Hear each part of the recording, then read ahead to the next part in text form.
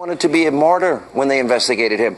We know that he cheered as a high school student about 9/11 and the attacks. We know he said at work he was connected to Al-Qaeda and Hezbollah, conflicting sides, but that's another story. We know he talked about the Tsarnaev brothers and the first suicide bomber from America in Syria, that he went to Saudi Arabia and his father supported the Taliban, and the guy worked for the DHS? Right. Seriously? Right.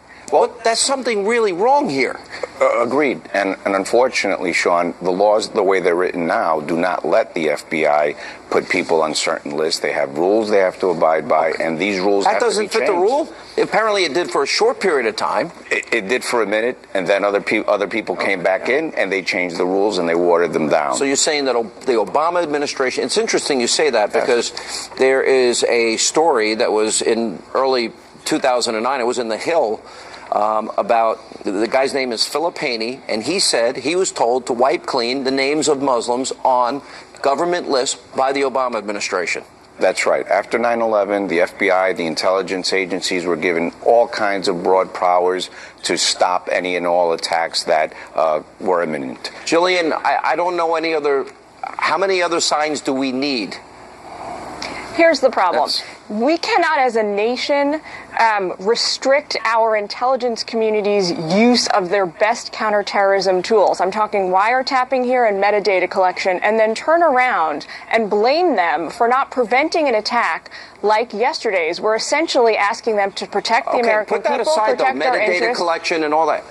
But you can't put it aside. He admitted he wanted to be a martyr, said he was connected to Al-Qaeda and Hezbollah, obviously had been radicalized, cheered 9/11. I mean, That's not enough. That's not enough in and of itself to take this guy into custody. And when the FBI was investigating him in 2013 and 2014, because of the restrictions against metadata collection, they were unable to tap into and see what contacts he had with the Nusra Front and with ISIS. Waleed Farez, would that help? Sean, the big picture is not good.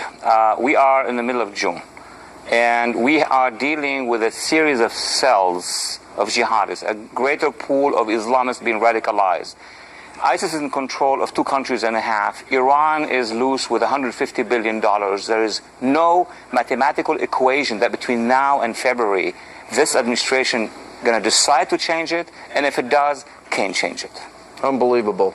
You know, when we look at the issues in the campaign, Jillian, the refugee population of Syria, well, if ISIS tells us that they're going to infiltrate that community as the refugee population, like they did in Belgium and Paris, why does the president, and why does a presidential candidate insist on putting people's lives in jeopardy?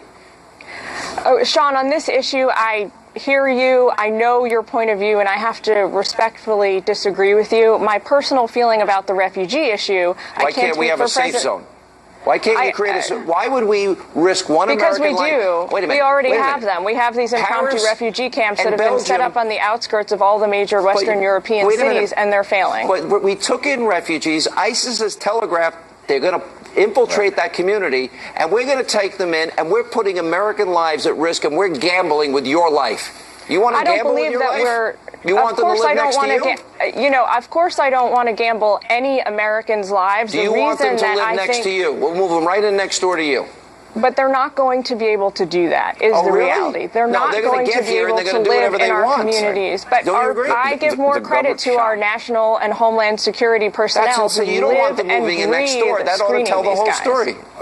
The problem here is that the government itself is saying that they cannot process that many people in a safe way. You can't. So it's impossible. When the FBI and Homeland Security is basically saying we cannot actively process these people. You cannot determine what is in a person's heart, and that's what you're trying to figure out there. Absolutely. All right, coming up next, thank you all, on Hannity tonight.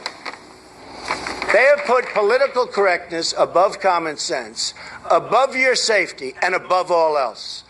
I refuse to be politically correct.